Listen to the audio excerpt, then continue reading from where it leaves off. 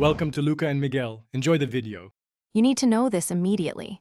The iPad 7th generation does not include Face ID sensors, so you cannot add Face ID later. Once you accept that, set a secure 6-digit or custom passcode and move straight to Touch ID setup. Open Settings, tap Touch ID and Passcode, enter your passcode, and choose Add a Fingerprint. Do this now because Touch ID is the closest native biometric alternative, and it unlocks your iPad quickly and securely. You'll now enroll fingerprints so unlocking feels seamless. Follow on-screen prompts. Rest and lift your finger repeatedly until the progress finishes. This captures different angles for reliability. Once basic scans are done, follow the on-screen steps to refine the edges. Make sure to add secondary fingers you commonly use.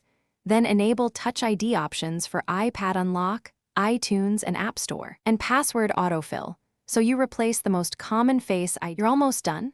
Test Touch ID by locking and unlocking repeatedly and opening apps or purchases requiring authentication.